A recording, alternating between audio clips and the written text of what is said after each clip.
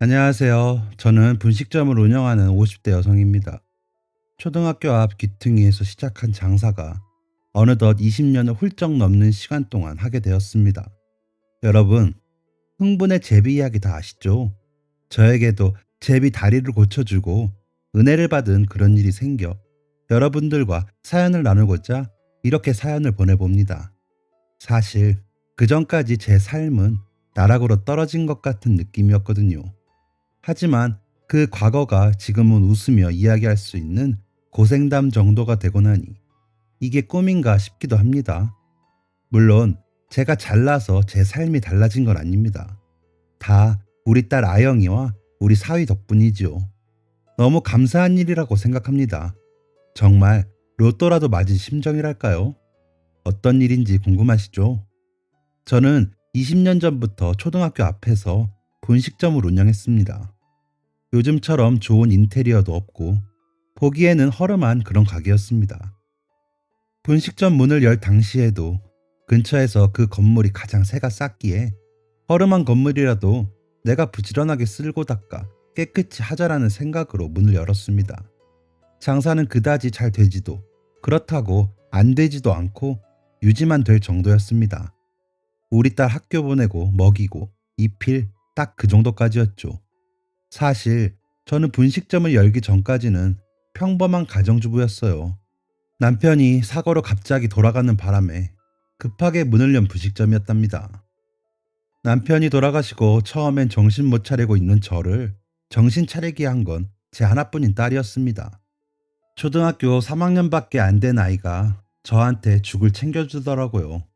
물론 부엌은 엉망이 됐지만 어디서 봤는지 죽을 끓여 덜 익은 죽을 가져와서는 엄마, 이제 그만 슬퍼하세요 하더군요. 자기도 아빠를 잃어 슬플 텐데 엄마가 그러고 있으니 마음이 아팠나 봅니다. 그 어린 게 절 끌어안고 소리도 못 내고 훌쩍거리는데 살아야겠더라고요. 하지만 아이까지 돌보며 제가 할 수 있는 일은 없었습니다. 친정도 없는 제가 아이를 맡길 곳은 없었거든요. 결혼 전까지 해본 일이라고는 작은 회사 격리 정도라 그때 제가 다시 취직하기도 쉽지 않았습니다. 그래서 장사를 결심했습니다. 아이가 가장 좋아하는 간식이 떡볶이이기도 했고 학교 앞이니 손해가 나진 않겠다 싶었거든요. 처음에 튀김이랑 떡볶이랑 하느라 고생 좀 했습니다. 집에서 조금씩 하던 것과 장사는 전혀 다르더라고요. 여러 사람의 입맛에 맞춰야 하고 해보지 않은 일이다 보니 힘들더라고요. 그래도 우리 딸만 보고 견뎠습니다. 혹시나 아이 친구들이 와서 창피할까봐 위생에도 엄청 신경을 썼습니다. 저는 매일 같은 옷일지라도 우리 딸은 헐거나 후져 보이지 않고 깨끗하게 옷 입을 수 있도록 신경도 많이 썼죠. 우리 딸은 하교하면 가게 앉아 공부도 하고 TV도 보며 있으면서도 불평 한마디 하지 않고 있어줬습니다. 너무 고마웠죠. 아이들 상대로 장사를 하다 보니 푼돈이라 그런지 하루 종일 열심히 하는데도 형편은 나아지지 않았습니다. 가게 월세 내고 나면 겨우 풀칠할 정도였죠. 그래서 매일 종종거리는 마음으로 20년을 살았습니다. 저축은 당연히 꿈도 꾸지 못했고 대출 안 받고 사는 것만으로 만족해야 했습니다.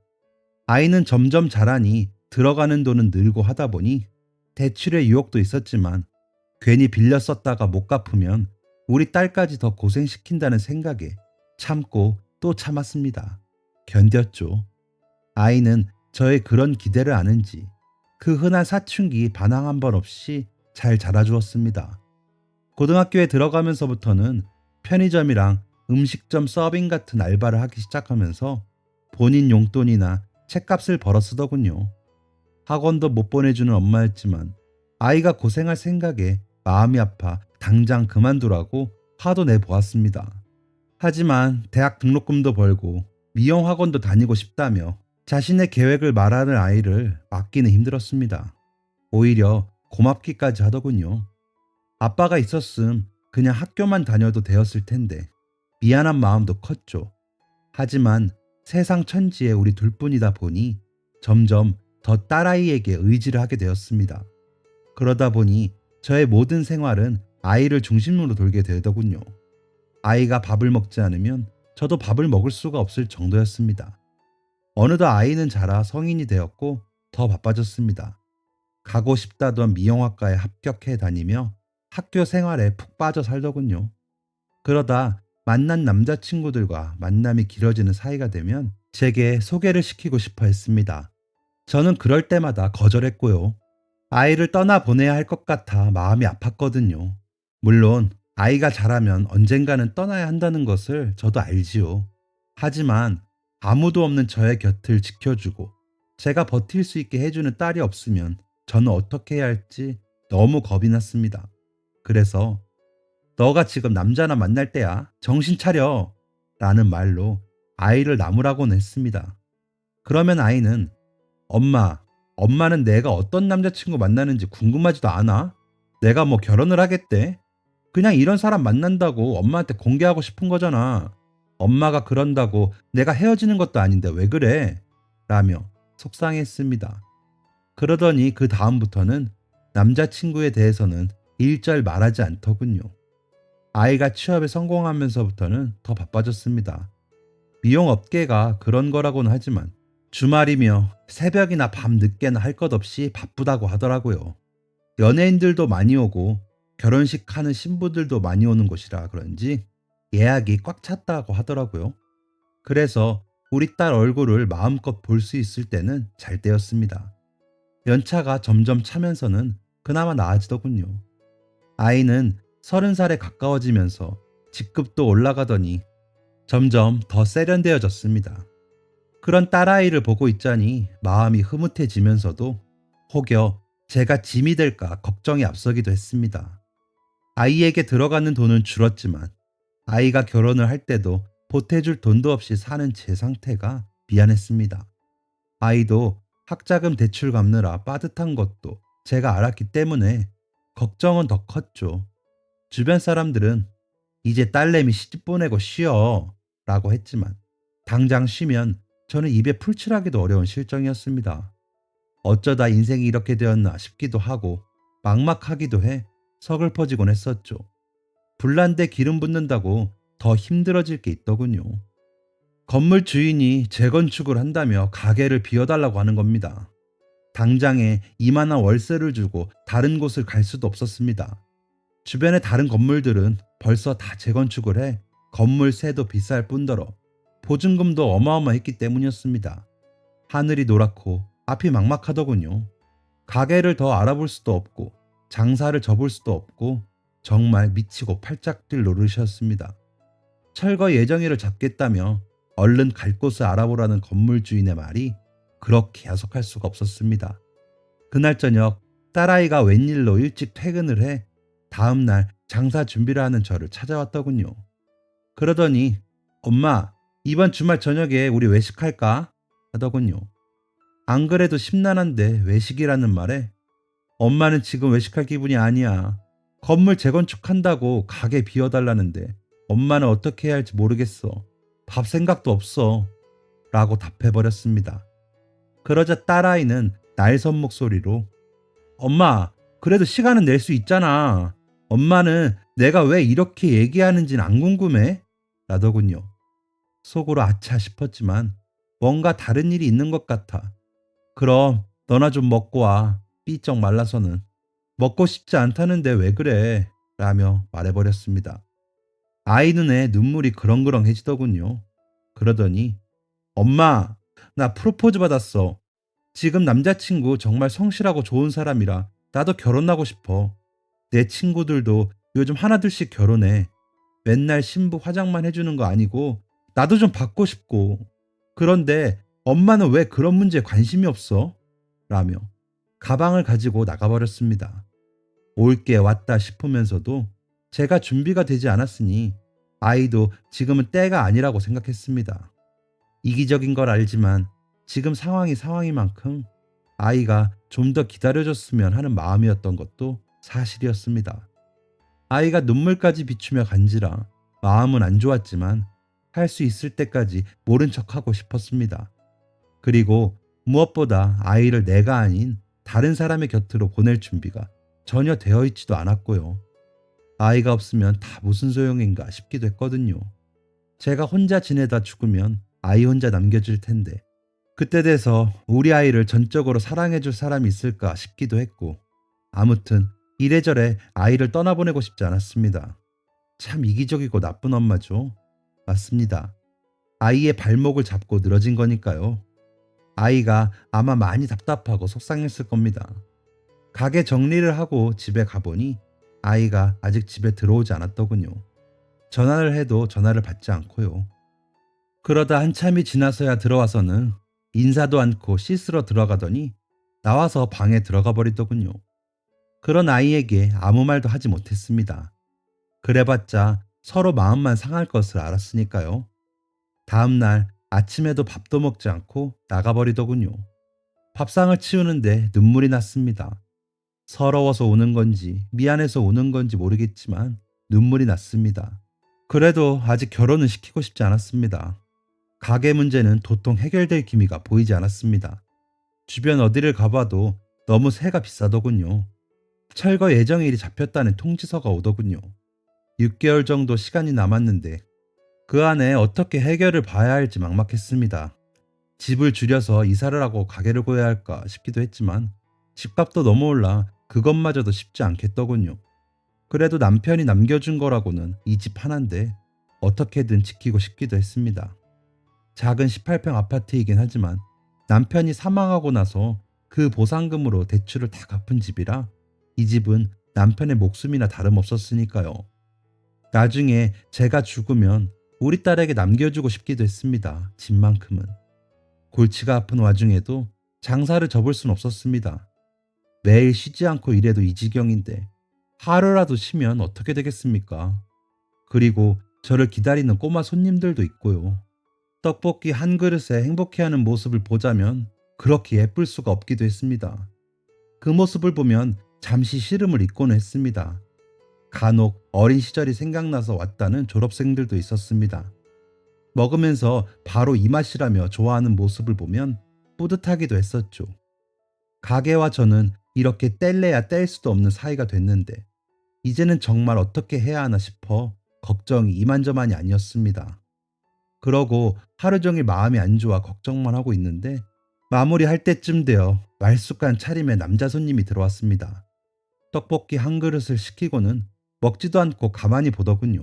옷도 고급져 보이고 이런 음식을 먹을 것 같아 보이지 않았고 떡볶이가 마음에 안 드나 싶어 손님, 떡볶이에 문제가 있을까요? 다시 드려요? 라고 물으니 아니요, 아닙니다. 그냥 오랜만이라 반가워서요. 혹시 저 모르시겠어요? 라더군요. 그래서 다시 보니 낯은 읽는데 잘 모르겠더라고요. 여기 졸업생이세요? 그러고 보니 낯이 익네요. 고마워요. 다시 와줘서. 그런데 곧 그만둬야 할 것 같아요. 라고 했습니다. 그랬더니 왜요? 쉬시게요? 하길래 아니요. 건물이 이제 재건축을 하는데 다른 데는 세가 너무 비싸서 어디로 가야 할지 모르겠어서요. 문 닫고 어디 다른 식당이라도 취직해야 할까 봐요. 나 같은 아줌마 써줄 때가 있을지 모르겠지만 하고 속 이야기를 해버렸습니다. 그러자 별말 없이 떡볶이를 먹더니 잘 먹었습니다 하며 돈을 내고 나가더군요. 그날 마지막 손님이었기에 기억에 남았습니다. 게다가 다시 찾아준 졸업생이기에 그날따라 더 기억에 남더군요. 그러고 며칠 뒤 딸아이가 한 남자를 데리고 가게로 불쑥 들어왔습니다. 봤더니 며칠 전 그 남자였습니다. 그래서 속으로 내가 어떤 장사를 하는지 손님인 척 보러 왔구나 싶어 등골에서 식은땀이 났습니다. 그런 줄도 모르고 속의 이야기를 다 해버렸으니까요. 모르는 척 졸업생인 척 한 것도 괘씸하더군요. 그래서 표정이 더 안 좋았을 겁니다. 엄마, 내가 전에 이야기했던 사람이야. 나이는 나랑 같고 사업하는 사람인데 되게 성실해. 라며 소개를 하더군요. 그래서 여기 와서 염탐했어요. 우리의 가정 형편이 어떤지 보려고. 젊은 사람이 아주 앙큼스러운 데가 있네. 그래, 우리 이렇게 먹고 살았어요. 보다시피 난 우리의 시집 보낼 형편도 안 되고. 그리고 사업? 부모 잘 만나서 뭐 거들먹거리고 다니나 본데 난 반갑지 않으니까 나가줘요. 너는 왜 말도 없이 아무나 데려와? 가, 나 바빠 하고 신경질적으로 둘을 쫓아내듯이 보냈습니다. 둘이 나가고 나서도 분한 마음이 사그라들지 않더군요. 저런 사람이 뭐가 좋다고 싫다는 엄마에게 억지로 소개를 시키나 싶어 딸아이도 원망스러웠습니다. 가장 화가 나는 건 제 자신이었죠. 아무에게나 속 이야기를 해버렸으니 말이에요. 장사를 끝내고 들어가니 딸아이는 방에서 나와 보지도 않더군요. 식탁에는 아까 그 청년이 들고 있던 꽃다발만 올려져 있고요.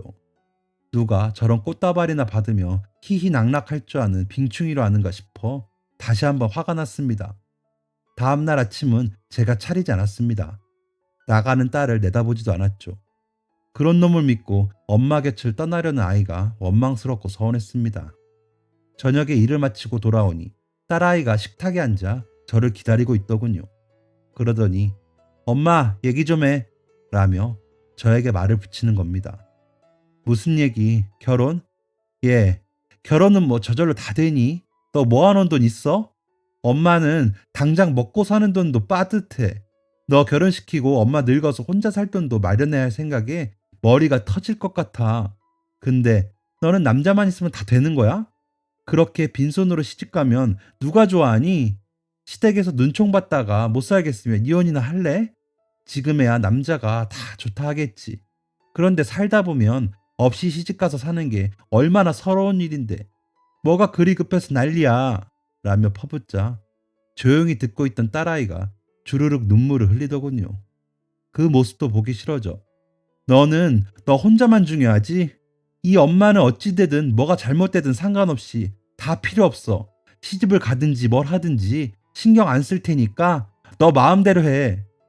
결혼식장에는 너 혼자 들어가고 나중에 서러워도 너 혼자 감당해. 난 몰라. 난 더 이상 할 말 없어. 라며 제 방으로 들어와 버렸습니다.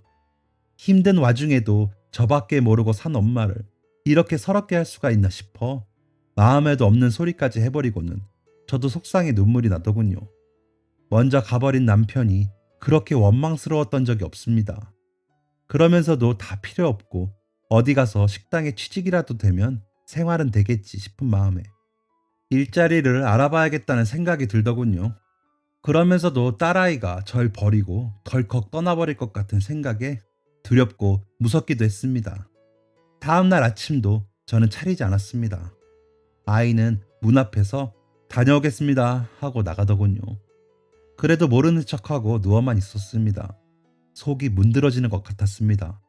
진짜 이대로 어딘가 가버리고 싶었지만 20년을 가게에 출근하는 것밖에 모르던 저였기에 갈 수도 없더군요.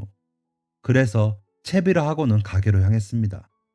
육수를 끓이는 것을 시작으로 떡 다듬기, 튀김 재료 다듬기, 순대 올릴 물 끓이기, 어묵꼬치에 꿰기 등을 하며 장사 준비를 했습니다.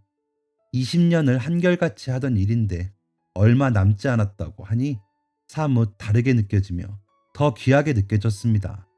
다시는 못할지도 모른다고 생각하니 마음속에서 울컥하더군요. 정말 다 속상했습니다. 금방이라도 눈물이 날 것처럼 너무 슬프고 서러웠습니다.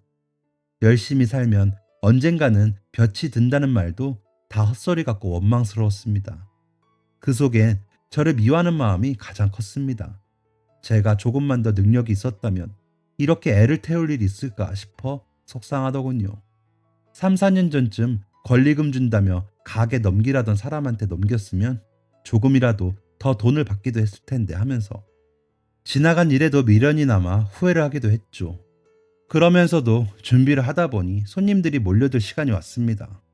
우르르 몰려와서는 호호 불며 맛있게 먹어주는 꼬마 손님들을 보는 것도 귀중하게 느껴졌습니다. 그래서 조금씩 더 퍼주었더니 좋다며 아줌마 최고를 외치는 모습에 웃음이 나기도 하더군요. 몰려있던 손님들이 썰물처럼 빠져나가 가게 정리를 하고 있는데 멋지게 차려입은 중년의 부부가 들어서더군요. 그래서 자리를 안내하고 주문을 받으려는데 딸아이가 소개했던 남자가 들어서며 저기 어머님, 제가 오늘은 저희 부모님을 모시고 왔어요. 제가 드리고 싶은 말씀이 있는데 좀 들어주시면 안 될까요? 하더군요. 부모님과 함께라는 말에 놀라 인사를 하긴 했지만 기분은 좋지 않았습니다. 이런 식으로 밀고 들어오는 게 굉장히 불쾌했습니다. 하지만 제 집에서는 귀한 아들일 텐데 그 앞에서 제가 싫은 티를 내는 건 예의가 아닌 것 같아 최대한 불편한 감정을 감추려고 노력하며 함께 자리에 앉았습니다. 그러자 그쪽 부모님께서 다시 인사를 건네시더군요. 그러더니 그 어머님은 제 손을 덥석 잡더군요. 어리둥절해 놀란 표정을 지었더니 남자가 말을 꺼냈습니다. 어머니, 저 어릴 적에 여기 왔던 거 맞아요. 먼저 와봤던 건 혹시나 절 기억하시면 인사드리고 다시 아영이랑 뵈려고 했던 거였는데 제가 생각이 짧았습니다. 죄송해요. 그러니 오해하지 말아주세요. 오늘은 아영이 남자친구가 아니라 제가 감사한 마음을 전하러 온 거예요. 어머님은 기억을 못 하시는 것 같지만 제가 20년 전에 여기 단골이었거든요. 라고 하는 말에 깜짝 놀랐습니다. 그때 아영이랑 같은 반이기도 해서 자주 오기도 했었는데요. 사실 아버지가 지금은 안정되셨지만 그때 좀 힘드셨거든요. 그래서 집으로 빚쟁이들이 찾아와 난동을 부릴 때가 자주 있었고요. 그때마다 엄마는 절 밖으로 내쫓듯이 내보내셨어요. 라고 하자 그쪽 어머님이 눈물을 닦으시더라고요. 아버님은 말없이 고개만 숙이셨습니다. 그런데 밖에 나와도 갈 데는 없고 시간은 지나서 배는 고픈데 돈은 없었거든요. 그때 어린 생각에 가짜 돈을 만들어서 사 먹자고 생각했어요. 그래서 책가방에 있는 공책을 찢어 제 딴에는 그럴싸하게 돈을 만들어 여기로 왔죠. 돈도 없으면서 떡볶이를 시키고서는 엄청 맛있게 먹고 가짜 돈을 내밀었는데 어머니께서 웃으시면서 절 보내주셨어요. 라며 목소리가 흔들리더니 눈물을 흘리더군요. 그러고 보니 기억이 났습니다. 한동안 종이에 1,000원이라고 써서 가져오던 아이가요. 유난히 키도 작고 말라 안쓰러운 마음에 종이 돈으로 내밀어도 사정이 있겠거니 하고 그냥 보내던 아이가 있었거든요. 한번 그렇게 통하니 엄마가 나가 있으라고 할 때마다 종이돈을 만들어서 여기로 왔어요. 저는 어머님이 모르신다고 생각했는데 나중에 알고 보니 속아주신 거잖아요. 너무 부끄러워서 그 다음엔 못 오겠더라고요. 학교에서도 아영이한테 인사도 못 하겠고요. 그러다 이사를 하게 되어 인사도 못하고 떠났다가 누나 결혼식 때문에 미용실에 갔다가 아영이를 만났습니다. 어머님 생각이 나서 연락을 주고받다가 어릴 때 그대로인 아영이가 좋았고 그래서 만남을 가지다가 어머님처럼 따뜻한 분 밑에서 자란 아영이라면 제 평생의 반려자로 삼고 싶어서 청혼을 했습니다. 라며 제 손을 잡더니 고개를 숙여 한참을 울더군요. 그런 그 남자의 어깨를 다독여줬습니다. 그때 나타나지 않은 그 아이가 걱정돼서 일부러 한 그릇씩 남겨두기도 했었습니다. 그런데 안 오기에 이제 안 오는구나 싶어 잊고 지냈죠.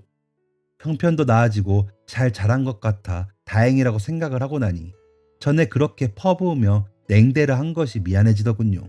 그래서 내가 몰라보고 전에 너무 냉대해서 미안해요. 어른이 어른답지 못하고 너무 감정적이었어. 라며 사과를 했습니다.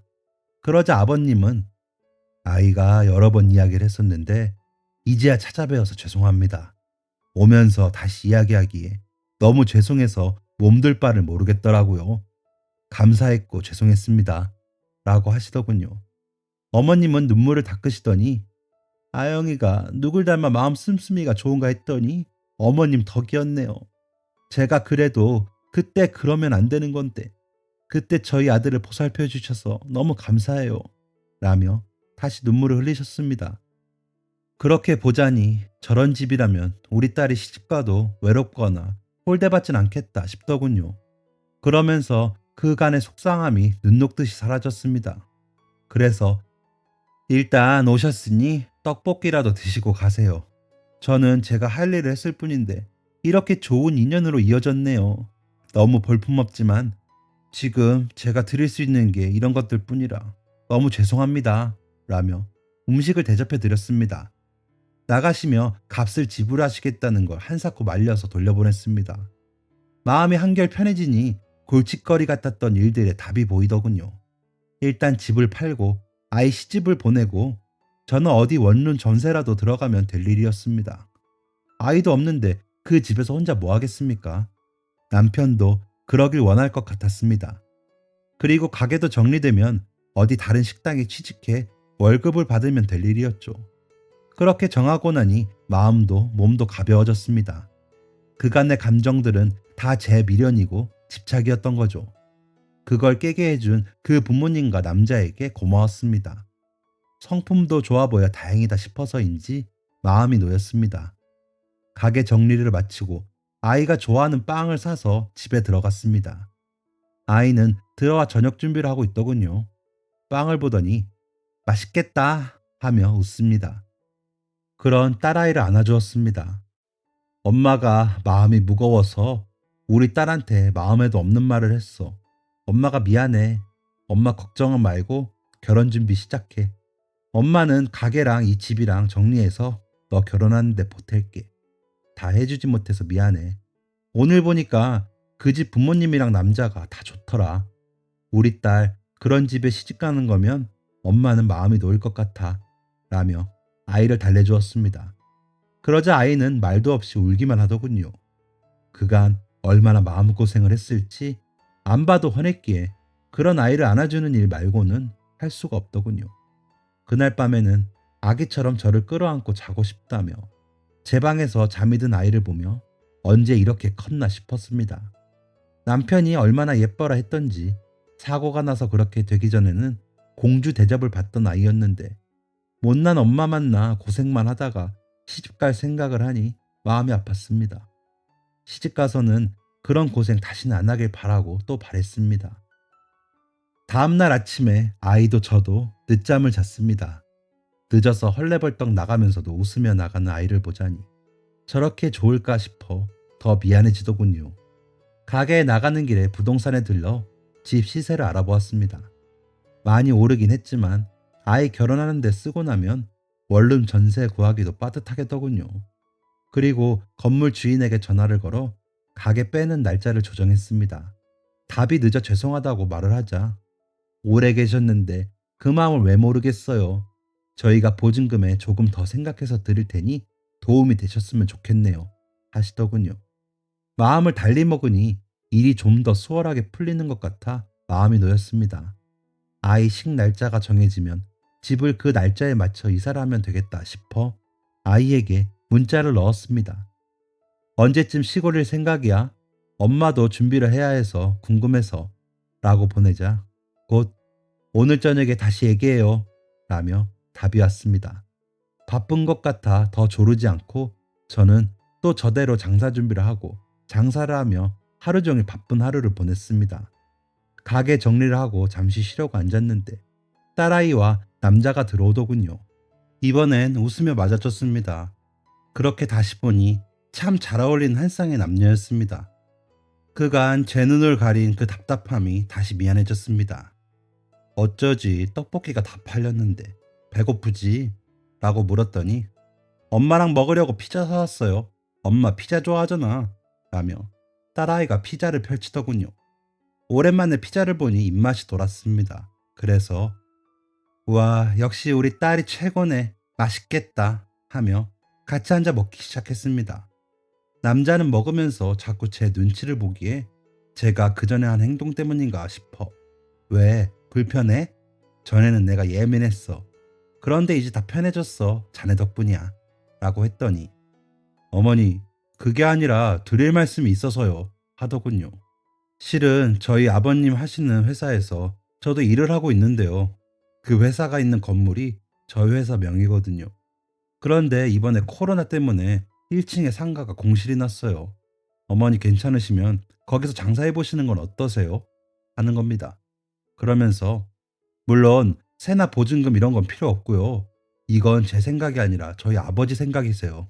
그리고 어머님 집도 내놓지 마시고 그냥 사세요. 저희가 이 근처 투룸 전세 얻어서 오려고 해요. 어머님 모시고 출퇴근도 해야 하잖아요. 저도 아버지 회사에서 일한 지 얼마 안 돼서 모아놓은 돈 별로 없거든요. 그래서 저희 모은 돈으로 반지만 하나씩 맞추고 집 얻어서 씩 올리려고 해요. 저희 부모님도 그렇게 하자고 하셨고요. 라는 겁니다. 눈물이 나더군요. 진짜 그렇게 해도 되는가 싶어서 어리둥절하기도 했고요. 딸아이는 제가 우니 놀라서 절 달래면서도 제 남편감이 그렇게 마음 써주는 것에 고마워하더군요. 마음을 비웠다고 생각했는데도 아니었나 봅니다. 눈물이 그렇게 나는 걸 보면 말이죠. 그 주말에 가게 자리를 보러 갔는데 10층 건물 1층에 난 자리더군요. 유동 인구도 많은 곳이라 지금 하고 있는 자리랑은 새 차이도 엄청 날 텐데 이런 곳에 그냥 들어와도 되나 싶더라고요. 주방 시설이나 인테리어도 크게 손볼 데가 없을 만큼 깔끔하고 잘 되어 있어 지금보다 메뉴도 늘릴 수 있겠더라고요. 제가 감탄을 하면서 보고 있자 어머니, 여기가 몫이 나쁜 자리가 아닌데 전에 하시던 분은 음식값만 놓고 맛은 좀 그래서 잘 안 되셨던 것 같아요. 어머님, 지금 하시는 대로 하시면 아마 엄청 사람들 몰려들걸요. 맛은 제가 보장하니까요. 라며 웃는데 너무 고마워서 내가 이런 걸 받아도 되나? 너무 면목이 없어. 라고 했습니다. 그랬더니 어머니, 그때 빚진 떡볶이값 이렇게라도 갚을 수 있게 해주셔서 그저 감사할 뿐인데요. 걱정 마시고 하시면 돼요. 이 건물에서 일하는 사람들만 와도 그게 어디예요. 요즘 오히려 학교 앞 떡볶이를 그리워하는 사람들이 많거든요. 장사 잘 될 거예요. 하며 아이처럼 웃더군요. 진짜 꿈인가 생시인가 싶었습니다. 그렇게 장사 준비를 하면서 딸아이의 결혼 준비도 함께 했습니다. 아이들은 정말 딱 반지만 맞추더니 어머니들 한복과 아버님 양복 한 벌 해주고는 결혼 준비 다 했다고 하더군요. 집은 저희 집 근처 오피스텔에 풀옵션으로 들어가 옷가지랑 그릇만 사서 들어간다 했습니다. 식은 상대 아버님 손님이 많아 호텔에서 초대받은 손님만 모실 수 있게 치러졌습니다. 친척이 없는 저희를 배려해 양가 손님과 다 함께 섞여서 사진을 찍을 수 있게 해주시더군요. 저는 딸아이 친구가 그렇게 많은지도 그때서야 알았으니 정말 딸아이만 끼고 돌았던 것 같아 부끄러웠습니다. 코로나 시국인데도 많이 와줬더라고요. 제 생각보다 아이는 외롭지 않은 것 같아 다시 한번 안도가 되었습니다. 그리고 어찌나 예쁘던지 식은 안 올렸으면 어쩔 뻔했나 싶더군요. 매일 다른 사람 화장만 해주던 아이가 그렇게 곱게 하고 있으니 정말 공주님 같았습니다. 남편이 봤으면 얼마나 좋아했을지 생각하니 눈물이 나더군요. 그렇게 아이식을 올리고 저는 개업을 했습니다. 기존의 가게의 마지막 영업일에는 무료로 떡볶이를 나누어주며 영업을 마무리했습니다. 그래도 20년 세월이 있는 곳이라 그런지 헤어짐이 아쉬워 눈물이 나더군요. 그래도 잘 마무리할 수 있어 감사했습니다. 새로 문을 연 가게는 혼자서 일을 할 수 없을 만큼 바빴습니다. 서둘러 사람을 뽑아 일을 해야 할 정도였습니다. 사람이 많은 곳이라 그런지 장사는 그간 제가 했던 것과는 스케일이 다르게 되더군요. 개업한 지 4개월 만에 월 매출이 2천만 원을 훌쩍 넘겼습니다. 사위의 말처럼 옛날 학교 앞 떡볶이를 그리워하는 사람들이 많더라고요. 그리고 우리 사위는 말했던 걸 지키려는 듯 매일 출근과 퇴근을 고맙게도 책임져주고 있습니다. 저는 요즘 정말 로또를 맞은 것 같습니다. 아니, 로또를 맞았죠. 떡볶이 몇 그릇에 인생 역전한 것 같아 날로 먹은 것 같습니다. 그래서인지 누군가 셈을 내서 빼앗을까 두렵기도 합니다. 하지만 웃음이 피식거리만 날 만큼 행복하답니다. 요즘엔 일요일에는 쉬는데 사돈이 함께 미용실도 데려가 주시고 피부 관리 샵에도 데려가 주셔서 이게 무슨 호사인가 싶답니다. 우리 딸아이는 곧 작은 샵을 차리려고 준비하고 있습니다. 이제는 행복한 일만 남은 것 같아 마음이 좋습니다. 곧 예쁜 손주도 만난다면 더 좋아질 것 같습니다. 전전긍긍하며 보내던 지난 날들을 뒤로 하고 이제는 좀 더 여유롭게 살아봐도 될까요? 저희 잘하고 있다고 응원해 주시면 감사하겠습니다. 더 열심히 살겠습니다. 여러분의 삶에도 기쁨이 넘쳐나시길 바랍니다. 안녕히 계세요. 지금까지 사연 들어주셔서 감사합니다. 사연이 재밌으셨다면 구독과 좋아요를 눌러주세요. 감사합니다. 안녕히 계세요.